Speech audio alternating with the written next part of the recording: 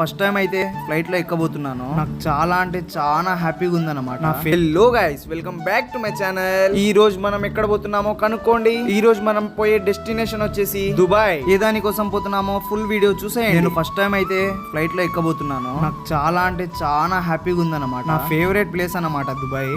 నాకు చిన్నప్పటి నుంచి దుబాయ్ పోవాలని చాలా ఆశగా ఉండేది. అండ్ ఏరోప్లేన్ లో గానీ ట్రావెల్ చేయాలని చాలా ఆశగా ఉండేది నాకు చిన్నప్పటి నుంచి. ఏరోప్లేన్ లో కూర్చోగానే నా కళ్ళల్లోంచి నీళ్ళు అయితే పోతున్నాయి. ఎందుకంటే 20 years తర్వాత అయితే నేను ఫ్లైట్ లో కూర్చుంటున్నాను. ఇన్ని సంవత్సరాల తర్వాత నా డ్రీమ్ అయితే ఫుల్ఫిల్ అవుతుంది. అండ్ ఫైనల్ గా ఫ్లైట్ కి టేక్ ఆఫ్ అయ్యే టైం అయితే అయింది. ఈ ఎయిర్పోర్ట్ వచ్చేసి హైదరాబాద్ శంషాబాద్ ఎయిర్పోర్ట్ అనమాట. ఫ్లైట్ అయితే స్టార్ట్ అయిపోయింది. నా గుండెలు అయితే దడదడ కొట్టుకుంటున్నాయి. ఎందుకంటే ఫస్ట్ టైం కదా ఫ్లైట్ ఎక్కడం. సో దానికోసం అయితే కొంచెం భయం తీస్తుంది. నాకే అని కాదు, ప్రతి ఒక్కరు ఫస్ట్ టైం ఫ్లైట్ ఎక్కబోతున్నారంటే కొంచెం భయంగానే ఉంటుంది.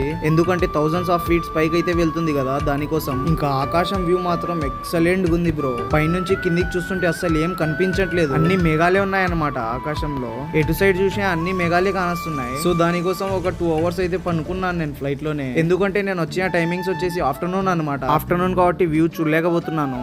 ఇంకా దుబాయ్ కి అయితే అతి దగ్గరలో అయితే ఉన్నాం మేము. ఇంకా కాసేపులో దుబాయ్ లో అయితే ల్యాండ్ అయిపోతుంది ఫ్లైట్. ఈ వ్యూ మొత్తం దుబాయ్ బార్డర్స్ అనమాట. ఈ వీడియో మొత్తం పెట్టేసరికి టైం అయితే ఎక్కువ అవుతుంది. సో దానికోసం కట్ చేస్తున్నాను వీడియో. ఈ వ్యూ మొత్తం దుబాయ్ అనమాట.